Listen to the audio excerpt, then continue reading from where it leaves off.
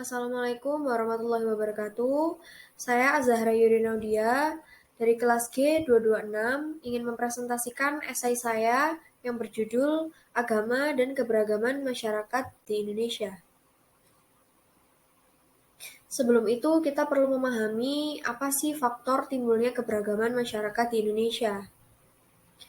Dari dulu hingga sekarang, Indonesia terkenal akan kekayaan alamnya yang melimpah, sehingga dari dulu Indonesia kerap menjadi pulau yang sering menjadi tujuan para pedagang dari berbagai mancanegara, di mana budaya yang dibawa para pedagang tersebut masuk ke dalam masyarakat Indonesia dan menjadi kebiasaan yang akhirnya memunculkan budaya-budaya baru di kalangan masyarakat Indonesia saat itu. Ditambah lagi, letak geografis Indonesia yang diapit dua benua dan dua samudra yang membuat Indonesia sering menjadi jalur pelayaran yang sering dilewati para pedagang dunia.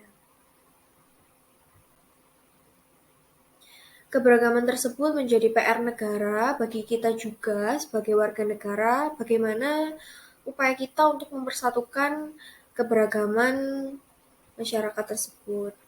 Usaha dalam mempersatukan keberagaman masyarakat tersebut sudah dilakukan oleh pendahulu kita. Sekarang saatnya kita meneruskan nilai-nilai tersebut agar tetap menjadi Indonesia yang satu.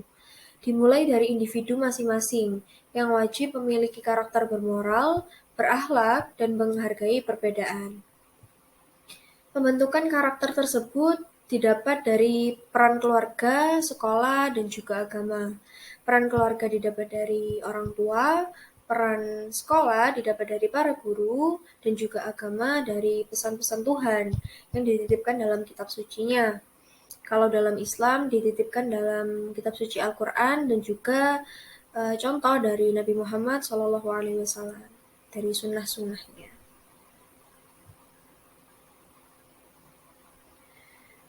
Berikut beberapa contoh sikap yang perlu dimiliki tiap individu masyarakat Indonesia tentunya agar tetap tercipta keharmonisan, keseimbangan, kesatuan, dan kesatuan dalam berbangsa dan bernegara. Pertama, tidak membeda-bedakan maupun diskriminasi kelompok lain. Kedua, mengemukakan pendapat tanpa menyinggung kelompok lain. Ketiga, menghormati dan menghargai budaya kelompok lain. Keempat, menciptakan rasa kekeluargaan, kedamaian, dan bersikap empati pada masyarakat sekitar.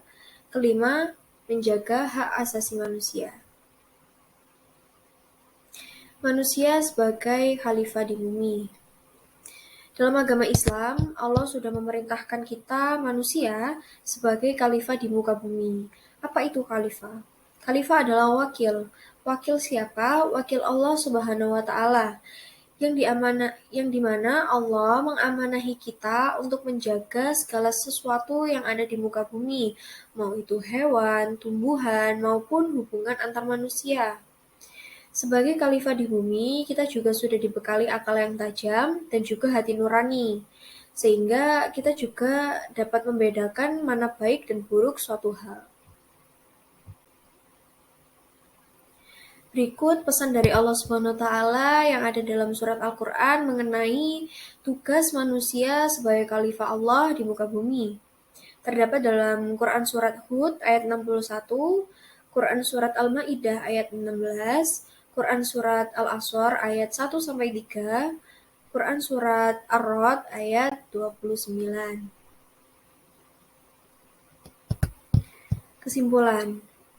Kesimpulan dari materi ini, keberagaman masyarakat di Indonesia merupakan karunia dari Allah SWT. Bangsa ini memiliki tujuan dalam menciptakan keadilan, kesatuan, keselarasan, keharmonisan, serta kedamaian dalam kemajemukan suku, ras, agama, adat, dan budaya. Sehingga karunia tersebut, pemberian tersebut, itu menjadi ladang pahala bagi kita yang mengupayakan pemersatuannya dengan cara saling menghargai, tidak membeda-bedakan, bersikap adil, dan masih banyak lagi upaya-upaya untuk mempersatukan bangsa yang nantinya menjadi amal bagi kita. Kita manusia yang sudah dipilih Allah Subhanahu wa Ta'ala sebagai khalifah di bumi harus bertanggung jawab atas amanah yang Allah berikan agar menjaga keberlangsungan lingkungan hidup di bumi serta menjaga hubungan baik antar manusia sehingga terciptalah suasana yang tentram, damai, dan jauh dari perselisihan yang dimana itu semua perintah dari Allah SWT dan juga contoh-contoh yang telah diberikan oleh Rasulullah SAW. Sekian dari saya, terima kasih. Wassalamualaikum warahmatullahi wabarakatuh.